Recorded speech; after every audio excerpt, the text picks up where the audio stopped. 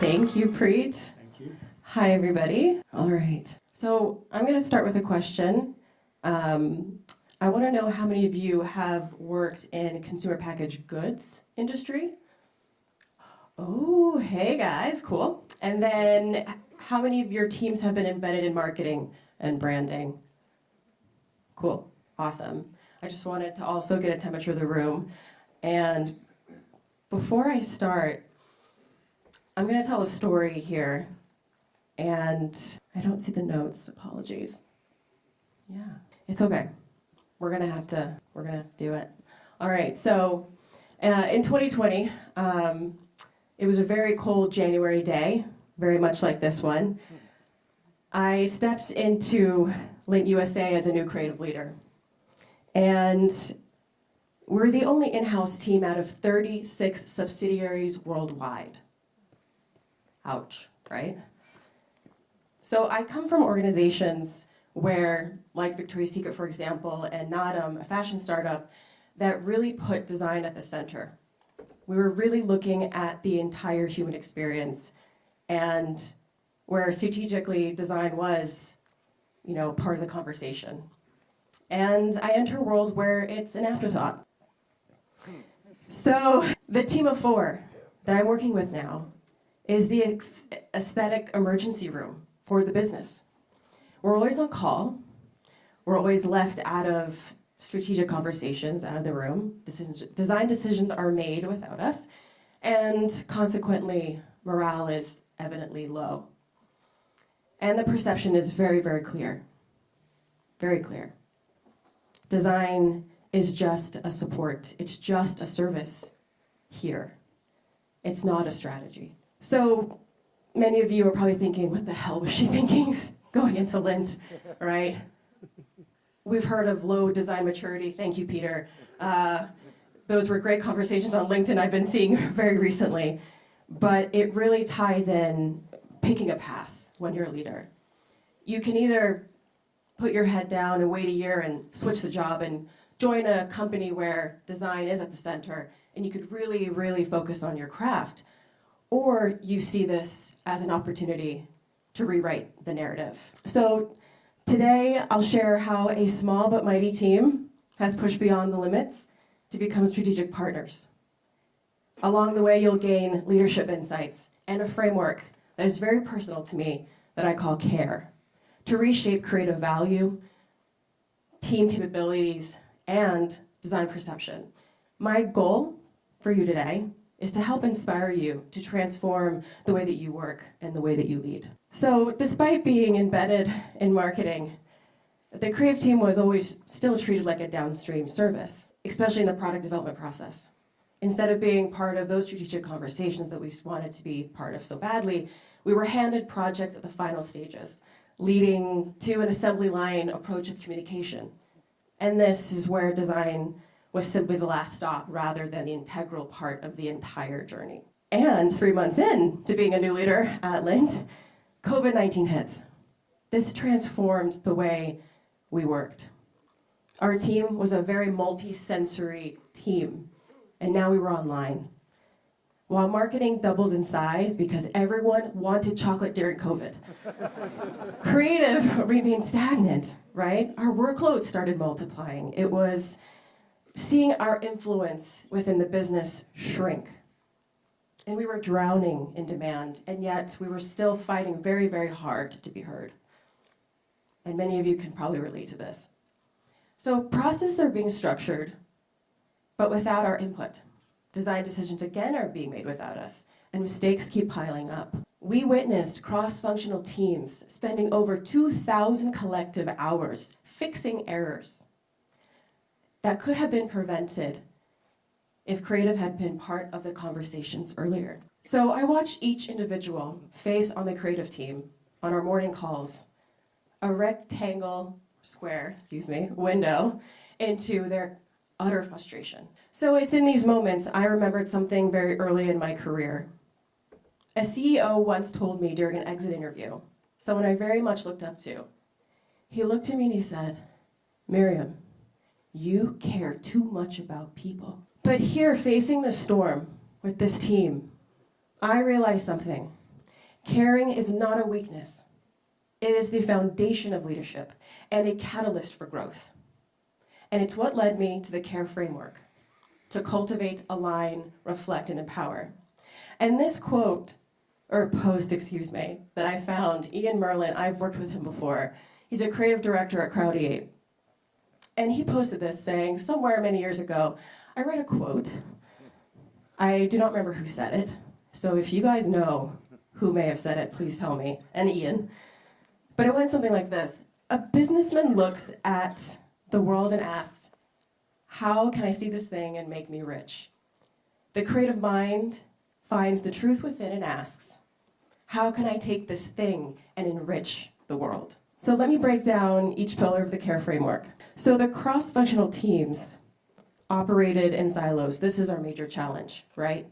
Engineering, R&D, regulatory, marketing. There was the us and them mentality. So it dominated everything that we've done. And the action for us using Cultivate was how do we integrate design thinking to the foundation, not the final touch. We began by networking across departments. I'm only a senior creative manager. I'm not an executive. I don't have sweeping power over the business.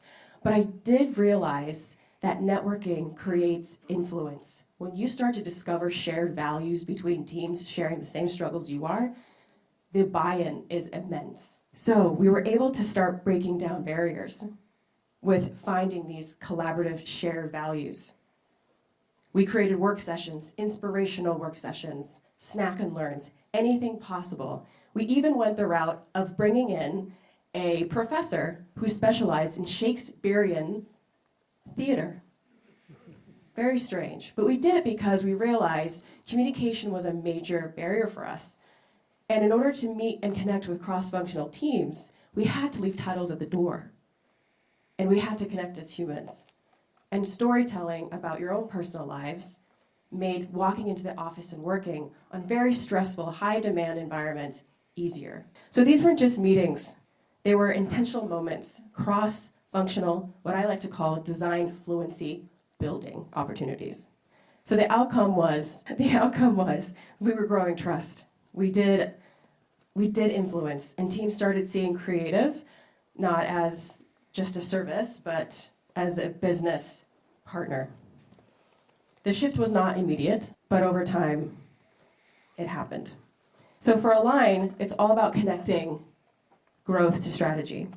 We wanted to ensure that the challenge of marketing's doubling in size through the digital surge and expansion we were seeing during COVID, that we needed to really validate why the creative team needed to be far more impactful to meet business needs. And the action we took was to prove that design wasn't just about the execution piece. It was a growth enabler. So document everything. We wanted to make sure that we were showing gaps in the strategy, that we were presenting case studies of how these inefficiencies were happening and really coming in with hard data. So we aligned our growth capabilities with the company's digital transformation, ensuring we were positioning as key drivers of business. So the next one is reflect. This one's my favorite. COVID-19 challenged everything. Consumer behaviors, market demands, internal processes. Yet while the business evolved, creative was still being treated as that downstream function. Projects were handed off last minute, and there were inefficiencies and wasted time. So a single product launch, like I had mentioned earlier, required 2,000 hours collectively to fix the errors instead of innovating. The action here is to reevaluate how we worked. We eliminated redundant steps. We merged overlapping meetings. One is very dear to me. We had a meeting, the creative review meeting, to review surface graphics. But the engineering team and product development had a separate meeting to review the structure and the box. 2 separate meetings. It took several years to get it to one, okay? But it's a big deal. Instead of working in isolation, now we were working in unison. And these changes, obviously, to everyone, we all know this, it removes quite a lot of bottlenecks. It reduced the efficiencies, where marketing, engineering, and creative and R&D were all working in parallel. And we were working together. Empower. For years, creative's contributions went completely unrecognized. So without that tangible hard data that I mentioned earlier, there was no proof of success. Advocating for more resources and influencing felt like an uphill battle. That was our challenge. So our action is we had to change the narrative and tackle every win, document every challenge, and ensure that we were showing where we were saving time. So we were able then to show how design drove efficiency, cost cutting, increased consumer engagement because we introduced AI, right? We implemented AI prototype testing tools within our process. We also increased CGI use and technology within the business to drive visual excellence. It's a premium brand. It's chocolate. It's Lindt. And we also accelerated creative approval times. They took over 2 weeks to approve a final design. This might be normal. This might be actually good for some businesses, but we were able to cut it down to 7 days. So we made sure leadership didn't just see the creative work, that they were also seeing the creative impact. So the shift is undeniable here. The team gained a voice in becoming strategic in strategic conversations and influencing decision at the upstream. So in 2020 came a breakthrough moment, cue AC/DC. The National Sales and Marketing Meeting. We were finally on stage where we were never before. This was reserved for strategy and for numbers and for business decisions. Creative had always been in the audience. Yes! And you told me to do this. Everybody, I want your hands up in the air. Let's go. Come on, we're celebrating this moment. This is a big deal. So this year we're on stage, and Thunderstruck is playing the breakthrough. You guys are the best. Thank you for doing that. That was fun. She dared me. It was all her. So you can thank her for that one. So I'm going to play you a little video, but it's a video that I call the Creative Anthem. We're really trying to show the sales and marketing teams, people across the entire North America, what the creative team does. Really showcasing that we don't just make things look pretty. And we were able to show case studies, proof of quantifying design business impact. And we were demonstrating, too, AI prototyping. And we also then revealed how creative is leading and helping to shape Lindt's future. So the room at this national sales and marketing meeting felt completely silent. The VP of sales had leaned in. The team was then also introduced, not just as professionals, but as humans. We were celebrating each other. We were having the sales and marketing teams and leadership teams get to know who we were as humans by sharing personalities and little quirks. We also rebranded, because you can do that. So a team once operating like an aesthetic emergency room for business that had pushed beyond a legacy of limitation. We continue to push for improvements, though. It doesn't end just there. But now we're seen and heard in core business meetings, and we're recognized across global subsidiaries now. People come to us from everywhere and ask for our help to think differently. Verbatim, I want to talk to the US creative team to think differently. And now we're seen as key partners in marketing for driving business success at Lindt USA. So at the heart of this story is quite a simple truth and something you've seen as a theme today. Design isn't just how something looks, it's how it works, and it's transformative, and it's not a destination. It's a journey about breaking boundaries and redefining what is possible. Through the CARE framework, we are reminded of our ultimate purpose, passion for people, to cultivate our relationships, to align and connect with growth and strategy, to reflect and to adapt and evolve, and empower by documenting and demonstrating impact. This isn't just Lindt's story, though. There are many of you in here. Every designer, product designer, clients, agencies, every team has been treated at some point as an afterthought. So I leave you with this today. One finds limits by pushing them. Your transformation begins today. Thank you.